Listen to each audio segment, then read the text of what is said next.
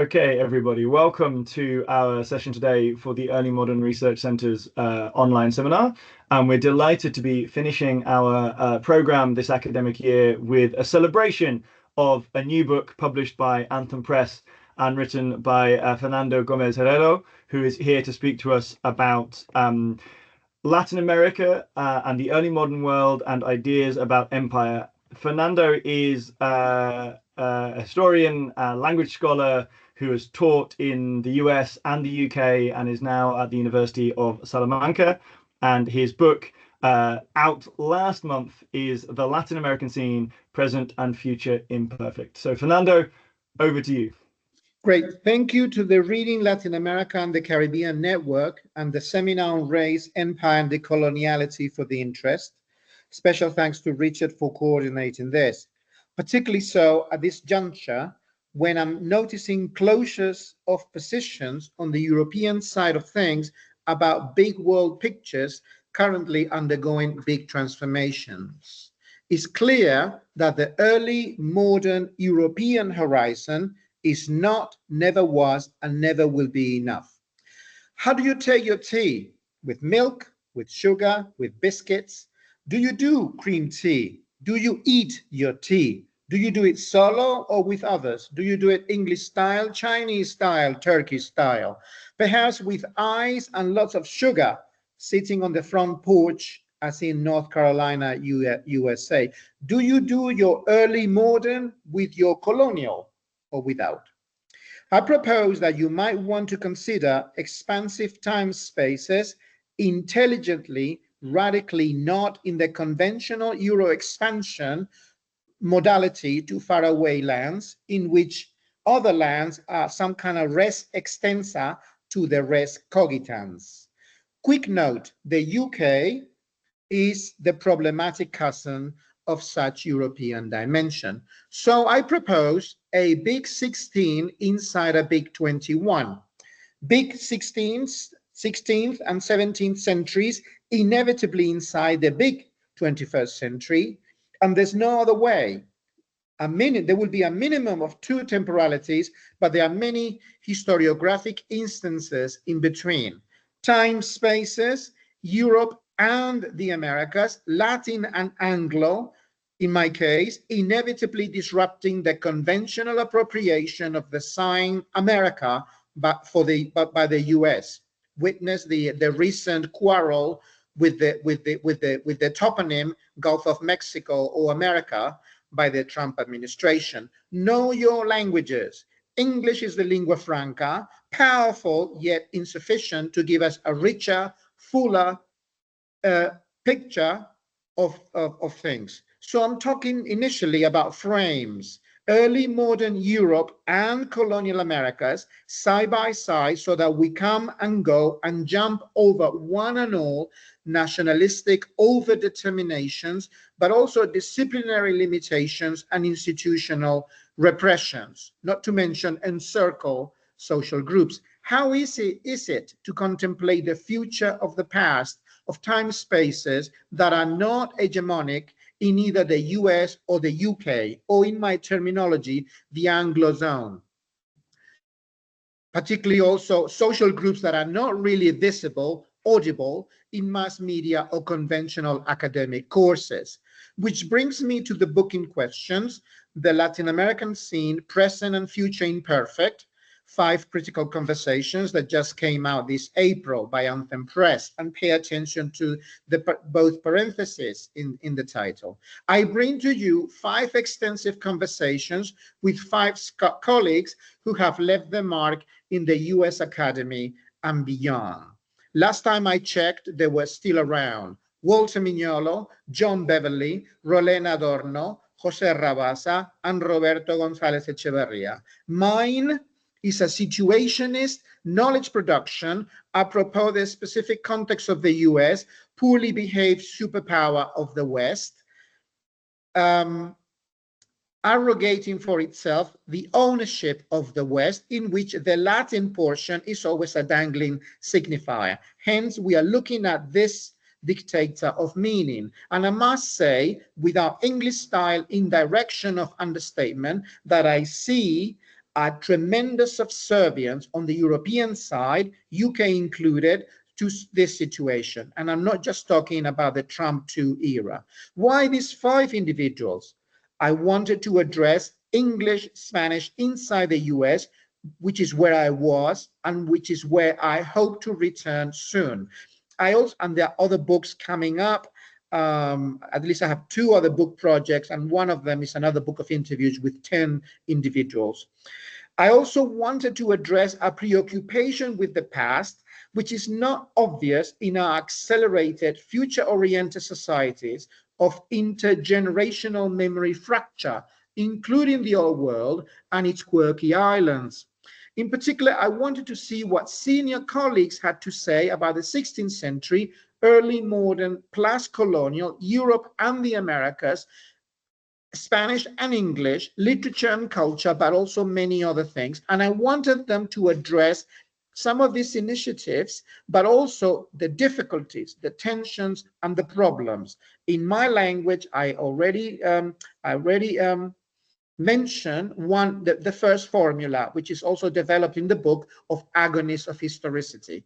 The second formula is foreign humanities, foreign source, represented vis-a-vis any native template, travails, travels, immigrant scholarship, plights and flights of the humanities vis-a-vis the social sciences. I wanted to do that in a way that is not immediately obvious, conventional, let alone subservient to institution, nation-state interests, which tend to privilege de facto, if not de jure, xenophobic frames of intelligibility in which such circumscribed foreignness is always already backward, insufficient, broken, or goes begging, or is dangerous, or threatening, or is culturally colorful, but not fundamentally meaningful, and must be, in the end, if not already from the very beginning, assimilated, annihilated, contained. See the label of the languages in the UK, but also see the circulation of big entities such as BRICS Plus, LATAM nations, but even European nations such as Germany or France, let alone Spain or Italy, how those meanings circulate in the UK. Ideally, I wanted in the book, but I still want to push for a radical openness to foreignness, if only to destabilize the certainties of immediate time spaces, any time spaces. The book allows for the reconsideration of 3 levels of analysis in relation to these 5 personal trajectories. Big picture geopolitics, think of Uncle Sam, storm in the teacup, or what I like to call middle brow university life, or cultures of historical scholarship, in this case with the apple in the eye on the early modern colonial focus.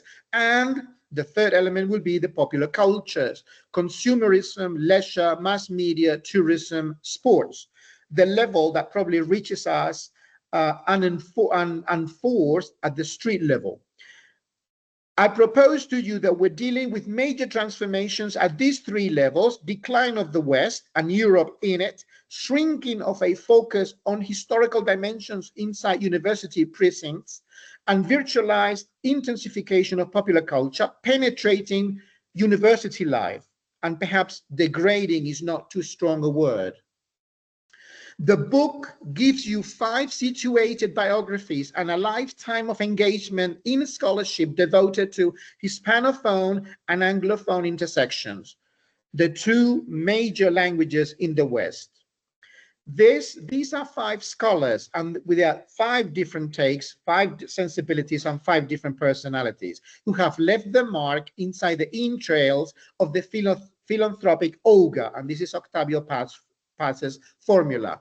Adorno brings you chronicles of the Indies and the larger notion of narrativity. She brings you the figure of Guamampoma de Ayala, Álvar Núñez Cabeza de Vaca, among many others.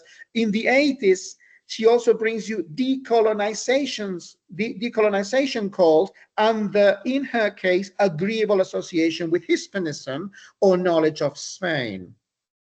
Beverly brings you too many things.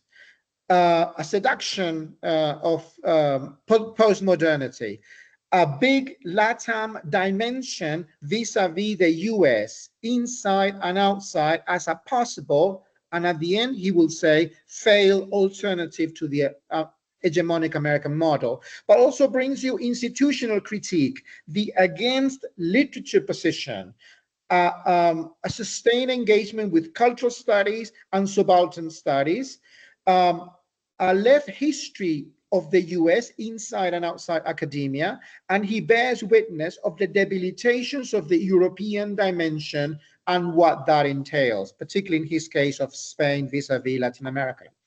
He devoted a lot of time to testimonial literature, which was a parallel to the greater visibility of the Latin American boom, and a lifelong engagement with the Baroque, the notion of the Baroque of the Indies, as Latin America was called in the 16th century, and vis-a-vis Latin America, vis-a-vis Europe. And since you are in the UK, you may want to think how big the notion of Baroque is in the Anglo world.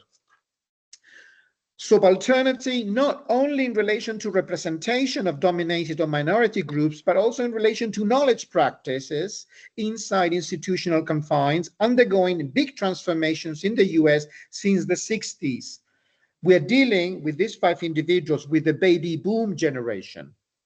González Echevarría brings you many names. Celestina Calderón, Juan de Espinosa Medrazo, nicknamed Lunarejo, which means beauty spot, Cervantes, all the boom authors, Carpentier, Sarduy, and many others. In his case, we're dealing with a passionate, non-negotiable love of literature across the wide expanse from 1492 to the mid-20th century, with the focus, with the core on Latin America, vis-a-vis Spain and also vis-a-vis the US.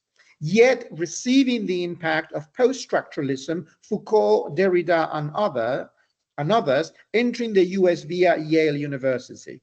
There are 2 Yale representatives in the book, and those 2 individuals received the biggest possible recognition in the US by the American presidents. Walter Mignolo brings you the insistingly dissident emphasis on the colonial difference that wants to debilitate and relativize Western hegemony in world history, cultures of scholarship included. He also brings a persistent focus on colonization processes that have not stopped by 1830 or 2025. In his case, we're dealing with post and more recently decolonial desires in solidarity with or going along with indigenous or Indian as the old terminology of American indigenous populations, or subaltern or dominated social groups and knowledge modalities.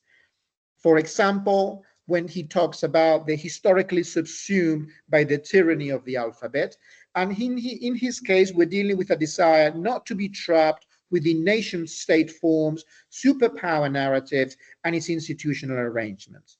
José Rabasa brings you the maintenance of an unresolved tension, the post-colonial and the decolonial going at the same time, and a focus on violence, also epistemic violence, and a constant preoccupation, unresolved preoccupation with history and historiography, with the other colleagues also share.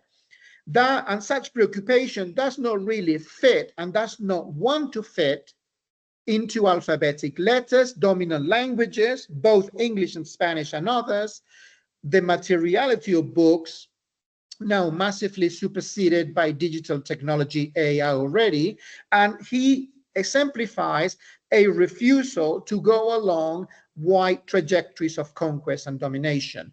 Rabasa welcomes a disruption of the very notion of history according to initial Nietzschean inspiration and the legacy of nihilism, but also seeks intersections with an inspiration from indigenous practices, from pre-Columbian times until contemporary times.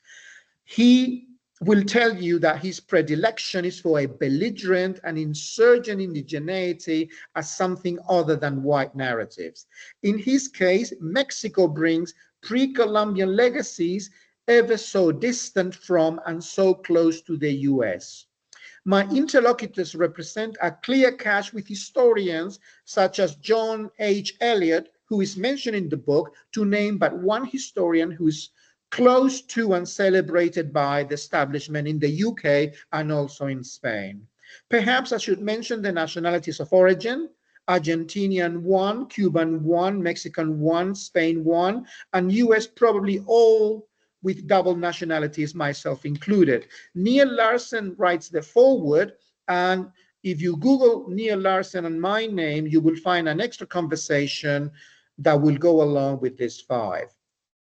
A dilemma that is mine and probably yours. How do minority cultures of historical humanistic scholarship signify inside Uncle Sam?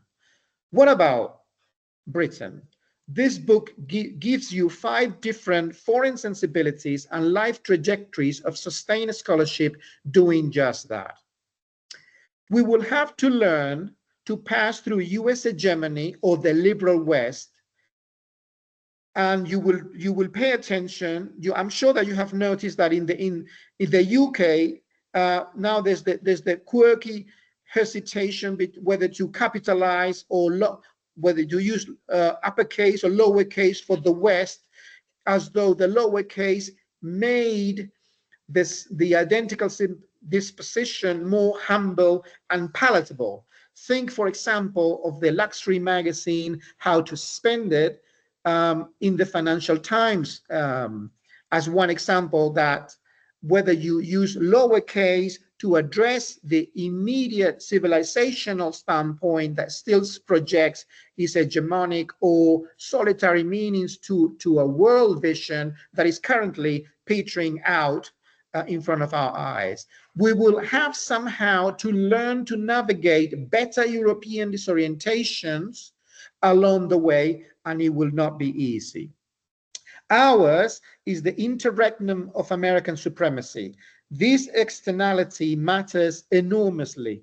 We will have to reframe and go beyond the Western question, as Toynbee called it already in the 50s. We will have to address inherited limitations and declare them declining and insufficient, and go through its historical forms of imperialism, colonialism, and complicit universalism. Its autism, self-sufficiency, and splendid isolation, no more. And if you follow mainstream media, or if you notice the conventional university offerings, they give us a sorry example of the same. And we must start. I would suggest, start a genuine and profound self-critique, finding us wanting and insufficient. For example, the work of Massimo Cacciari in the Italian context in the field of philosophy, or the work of Emmanuel Todd in France in relation to sociology, and there will be others. And we must break open the philosophical and historical fields. Post-decolonial provocations will tell you that West, whether with uppercase or lowercase, will be one among other options. Colonial, and add prefixes, post, de, anti, is a convener, a motor, a dynamo, a vector, a complex dynamic, a copula, Europe and Americas, white and not white, English and Spanish, Spanish and Nahuatl, West and non-West, but also a problematic dimension, to be sure, that exceeds our historical imagination. It is a provocation, still underrepresented, not properly curated, certainly not fitting comfortably into national enclaves and institutions. What if there was a trajectory from the colonial to BRICS plus? Hence, the book invites its readers to expand visions, if only following 5 different personal or biographical paths. There's also mine in the introduction and the epilogue, but I'm less important than my 5 individuals. But so at least 6 trajectories in the book. And the book also includes in the website of of Anthem Press, there's a dual audio and print component that those who have any interest in translation or the dialogue between Spanish and English will be able to enjoy. So the work puts both dominant languages in the West side by side, and this is something that is not easy to witness in the Anglophone. The book also invites all of us to a humbling exercise of self-consciousness in which one must relativize and expose observational nationalistic platforms with their explicit or implicit supremacist ideologies and interests, etc. Eliot is but one name, but we can think of all those historical works that use exclusive UK-US sourcing of a professional circle, whether you call yourself a historian or a linguist or a philologist, or whether you try to promote brand Spain or brand Britain. This book is trying to upset those conventions in knowledge production. Ortega y Gasset called Toynbee a tourist in the history profession in 1948. The accusation holds, and yet Toynbee traveled the world and produced an internal critique of his own society inside the West that also holds, and he did this in the 50s. So I would say that in some respects, they're ahead of us, not behind us. And we can learn something from these two neglected figures, and we can certainly learn a few good things from the 5 interlocutors in the conversations that inform my book that comes out of the ground zero of the US in the unipolar moment that is leaving us behind. So we must catch up. I'm closing with the following. I would like to propose that we need to exercise or put to practice an intelligent response to go beyond assigned area studies frames of intelligibility of the so-called foreignness, surely a bigger dimension than any nativism, and we must disengage from automatic declarations of faith about nation-state predilection. We must return the gaze, we must return the favor, bring some surprises, and make yourself as unpredictable as possible. You read me, and I read you also in the slang term of the term read. Put whatever historical vignette or diorama that you're constructing,